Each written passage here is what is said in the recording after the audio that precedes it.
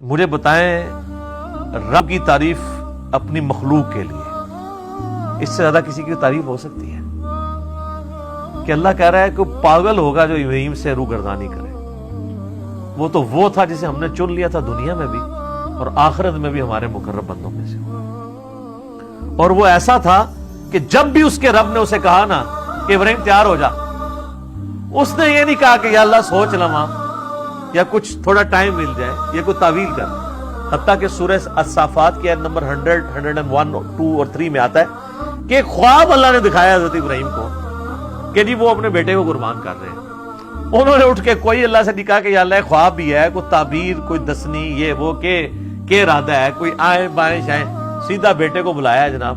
اور بیٹے کی عمر کیا ہے اس وقت؟ ہارڈلی 12 سال عمر ہے. اور بیٹا کون سا؟ 87 سال کی عمر میں وہ بچہ ملا ہے. 87 سال تک بے اولاد رہے ہیں. اور جب حضرت ابراہیم کی عمر 99 ایئرز ہوئی ہے، 99 ایئر کا بندہ تو اپنی لائف کنکلوڈ کر بیٹھا ہوتا ہے. اس کے بڑھاپے کا، اور قرآن میں الفاظ ہی بڑے سوزناک ہیں. اللہ تعالیٰ فرماتے دردناک الفاظ ہیں. اللہ کہتا ہے جب وہ چلنے پھرنے کے قابل ہوا نا اس کے ساتھ، تو ہم نے ساتھ ہی اس کو خواب دکھا دیا. اوئے اس سے تو بہتر تھا بچہ وہی نہ ہوتا، وہ کم آزمائش تھی. تو قربانی کا کہا تو پہنچ کے جب پہلے بیٹے کو بلا کے کہا کہ میں یہ دیکھ رہا ہوں. اگر بیٹا بھی ایسا سی، انہوں نے کہا جی کر گزرے. اور دیکھیں اللہ کہتا ہے پھر انہوں نے اس کو جبین کے بل لٹایا اور چھری ہاتھ میں پکڑی، پھیرنے لگے تو اللہ کی طرف سے معجزہ ظاہر ہوا اور ایک فدیہ آ گیا اور کہا کہ ابراہیم تو نے اپنا وعدہ سچا کر دیا. واقعی یہ سب سے بڑی آزمائش تھی جی حضرت ابراہیم علیہ السلام. یہ ایک باپ سمجھ سکتا ہے جس کی اولاد ہوگی کتنی بڑی آزمائش. قال اسلمت لرب العالمین، انہوں نے ہمیشہ یہ کہا اللہ حاضر ہوں.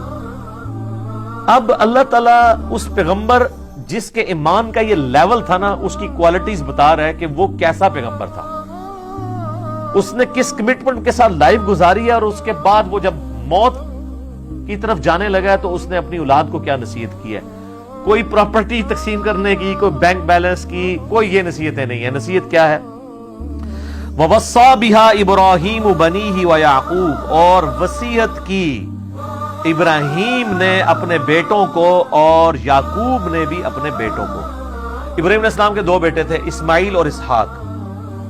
اسحاق علیہ السلام کے آگے سے بیٹے تھے یعقوب، اور ان کے آگے 12 بیٹے تھے جن میں حضرت یوسف علیہ السلام بھی شامل ہے. تو اللہ تعالیٰ ہمارا یہ دونوں پیغمبروں نے اپنے بچوں کو نصیحت کی. اور کیا کہا؟ یہ موت کے وقت نصیحت ہو رہی ہے، وہ آگے ذکر بھی آ جائے گا کہ یہ نزع کے عالم میں وہ کہہ رہے ہیں یا بنیہ، اے میرے بچوں، ان اللہ اصطفیٰ لکم الدین، بے شک اللہ تعالیٰ نے چن لیا ہے تمہیں دین کے لیے. فلا تموتن الا وانتم مسلمون، دیکھنا تمہیں موت نہ آئے مگر اس حال میں کہ تم مسلم مرنا. اب آپ لاکھ کہتے رہے کہ اللہ میں تو بریلوی مرنا ہے.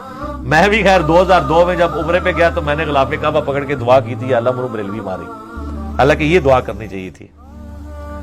تو دعائیں قبول نہ ہو تو پریشان نہ ہوا کریں، اس میں خیر ہی ہوتی ہے. حالانکہ ایک بریلوی ہے، دیوبندی ہے، اہل حدیث ہے، شیعہ ہے، سب کو یہ دعا کرنی چاہیے کہ اللہ مجھے موت نہ دینا مگر اس حال کے اندر کہ میں مسلم مروں.